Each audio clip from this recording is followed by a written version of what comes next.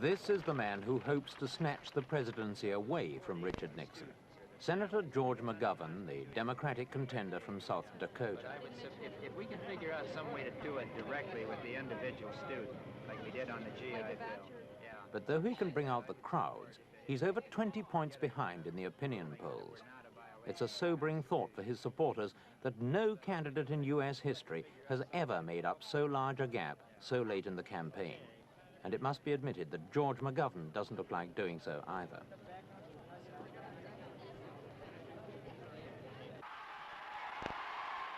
McGovern's candidacy began well enough. It got an immediate response from the young and from many people in the news media, the same sort of support that Eugene McCarthy captured in the early days of the 1968 campaign. Rooting for McGovern was the in thing for the young and the liberals.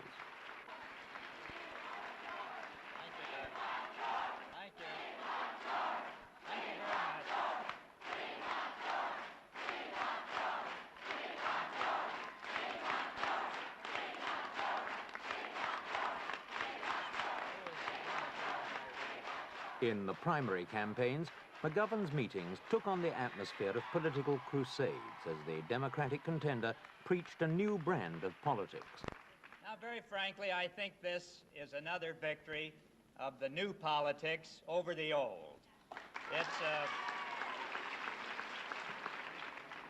It's a little bit humbling to the candidate to do as well as we did in Rhode Island, where I didn't even make an appearance.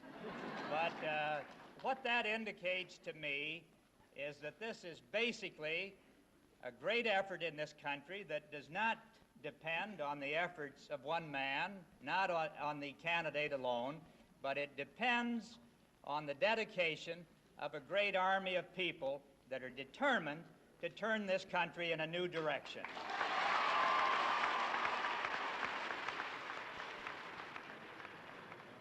Whilst President Nixon was striding across the world stage, Senator McGovern had to be content with merely saying what he'd do if he were elected. On the war in Vietnam, his message was clear and unequivocal. I welcome the long years of identification in opposition to this war. I still regard it as the most tragic mistake in all the history of this country, and I want every man and woman in this room and everyone within the sound of my voice to know that there is no higher or more sacred pledge that I take in this campaign for the presidency of the United States than my determination that if we win that election on November 7th and I'm inaugurated next January, we're going to end our military involvement in that tragedy once and for all. No secret plans, no secret deals, simply a recognition that we've got to love this country enough and put its interest high enough so that we recognize at long last the time has come to stop this senseless killing and tragedy and waste that is draining the very soul of this nation.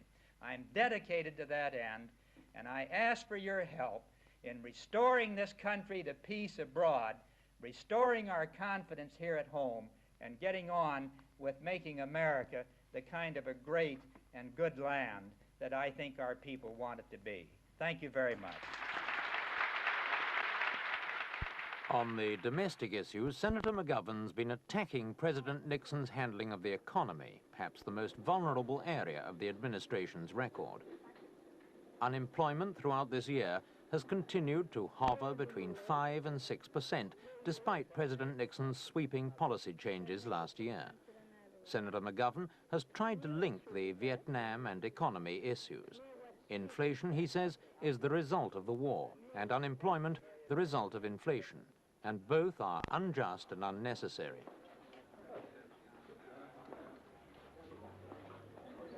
The Democratic candidate also proposed radical tax and Social Security reforms.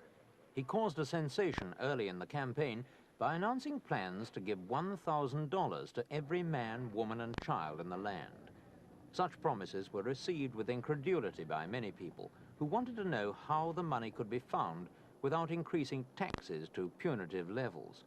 Senator McGovern ventured into Wall Street to defend his reforms against charges that they'd bankrupt the nation.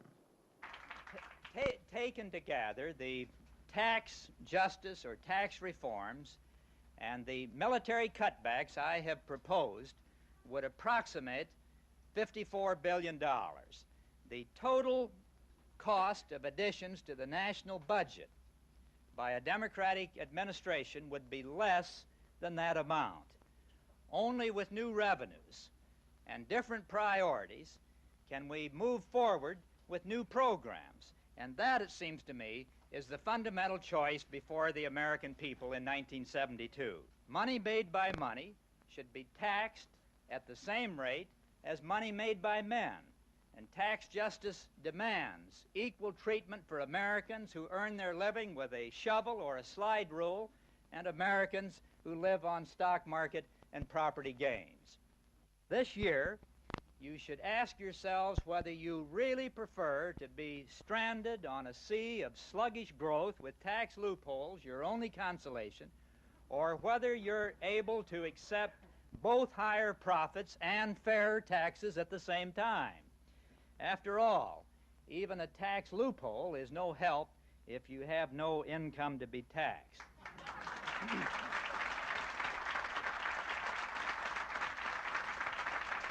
And the Nixon tactic is that the McGovern tax reform would force Americans to pay half of their income in taxes.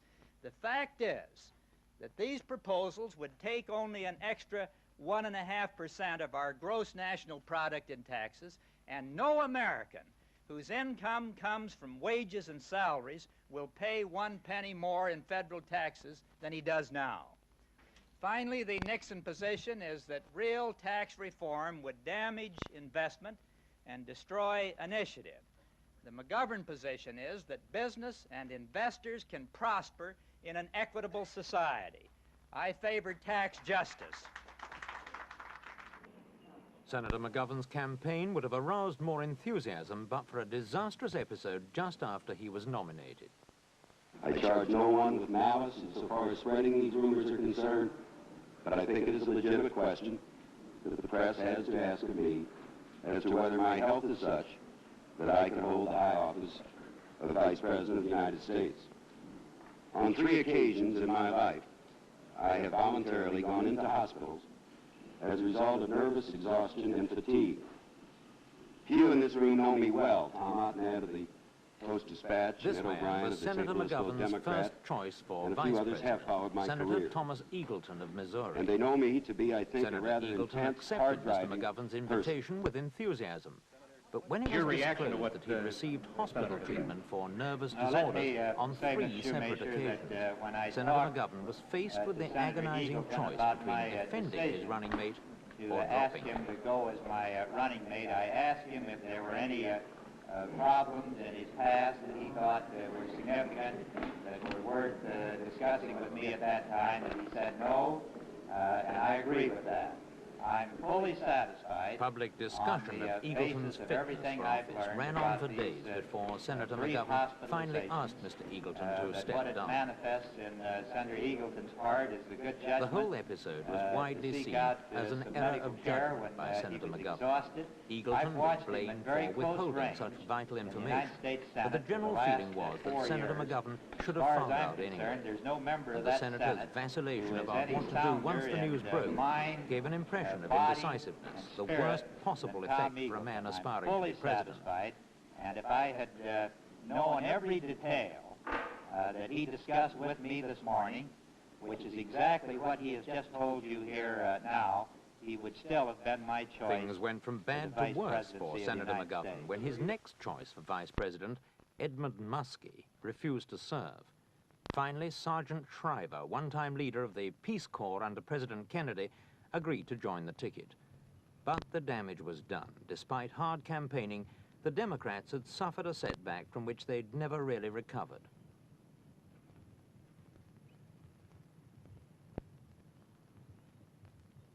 The Democrats hit back as best they could and gained some political capital from a break-in to the National Democratic Party headquarters at their Watergate offices in New York. 7 men, including 2 former White House aides, were indicted on charges of trying to bug the headquarters in June to discover the secrets of the Democrats' election strategy. Since then, Senator McGovern's used the case as the foundation of his charges that President Nixon's administration is the most corrupt in American history. Other scandals involving Republicans have also been given wide publicity, but there are few signs that the senator's allegations are stirring any concern in the electorate, most of whom seem to view the revelations with apathy, even cynicism.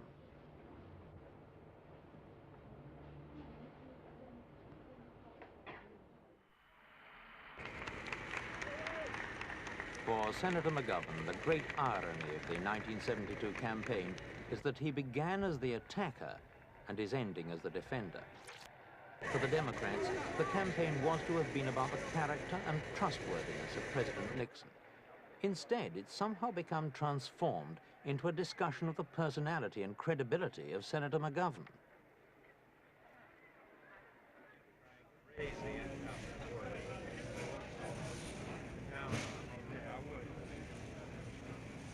The Democratic candidate has made many radical promises in this campaign, but he's been unable to project himself as a strong, decisive leader, and he's apparently failed to convince the majority of Americans of the need for a new kind of politics.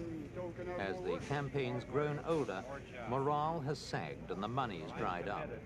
The McGovern bandwagon, which seemed such an unstoppable force in the primaries, has now slowed to a crawl. So, when the votes are counted on November the 7th, the final verdict on the 72 campaign might well be that it was not so much an election won by President Nixon as a contest lost by Senator McGovern. I've been here 30 years, like 18 years ago.